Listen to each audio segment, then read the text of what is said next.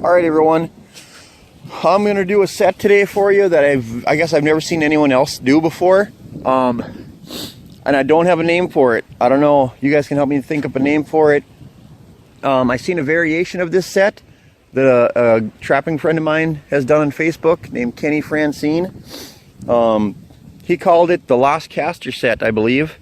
Kenny, you can correct me if I'm wrong. But I'm doing a variation where what I do is I have two logs here, you know, whatever long you need, and you don't have to use logs. You gotta use one for sure, or use a standing one in the tree. And then this one here is actually to anchor my snares to.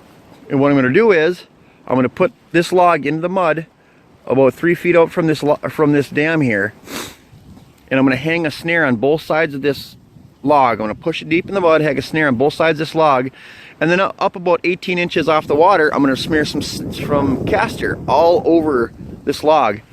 So when the beavers come swimming along here, they smell that castor, but they can't really find the location. So what they do is they swim around that tree in small loops, and they get caught in those snares, or in one of the snares is what's gonna happen, hopefully, and we'll have one here in the morning.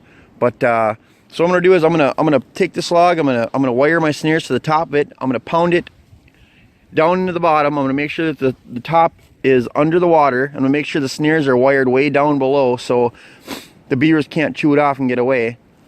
Like I said, you can do different variations. If you're in really shallow water, you could use a long stake, or you know, or if you're up by shore, you know, you could use a really long like a Berkshire stake or something, or what I've done before is bigger trees like this that are out in the water, I'll take those long fencing staples and I'll staple my snares right to the tree, you know, up a little ways, or down below the water, or whatever.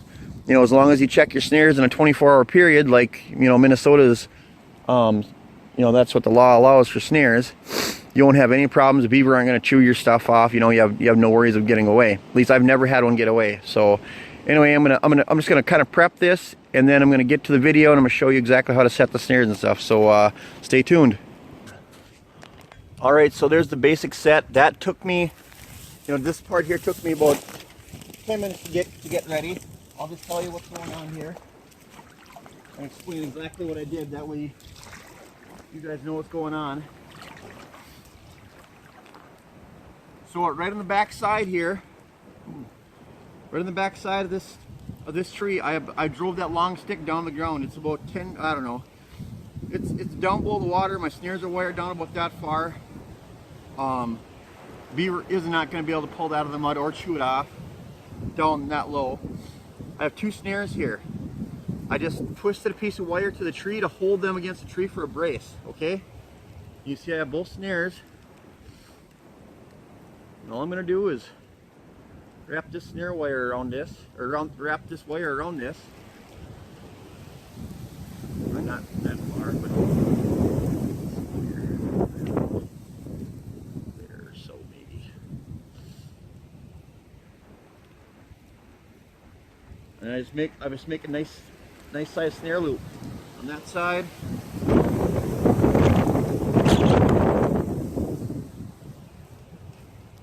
And the same thing on this side.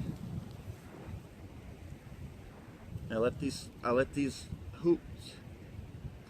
loops hang here in the water, just like so. Okay.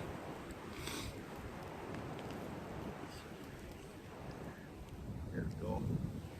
I'm actually going to put them both like that because the beaver are going to be traveling this way and that way. Okay.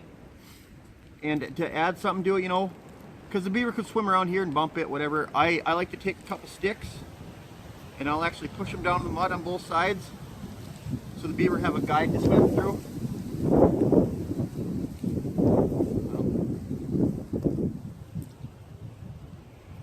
This one here, I'll have to just kind of push in the mud like that. I've done that before. So that, you know, beaver comes swimming along, you know, he sees this, and, you know, they tend to swim around the stick. And yes, I mean, this could work. If this is, you know, since this is a really narrow channel, if this is a really narrow channel, this would work excellent regardless. But you take some beaver castor, and if you notice, I don't have my gloves on, so my wife would shoot me if I came home smelling like beaver caster. Like I don't come home smelling like worse anyway. I'm gonna take one of these casters here.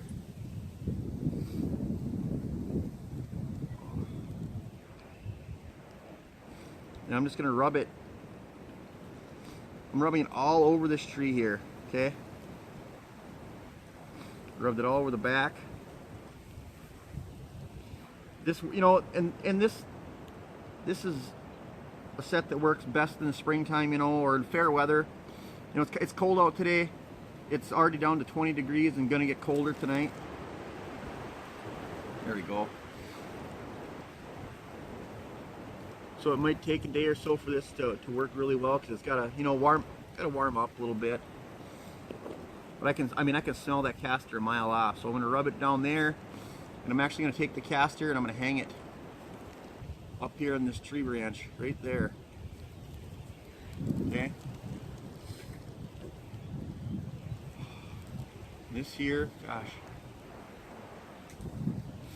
I threw it over there. I'm gonna pick that up on my way out and shove it down the mud someplace back in the bog. But there you have it.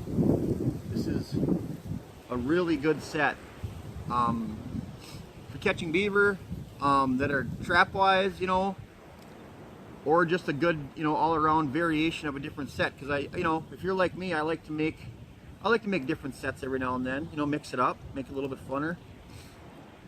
Be, you know, innovational. And I myself thought this up one day. I don't know, you know, somebody else could be doing it also.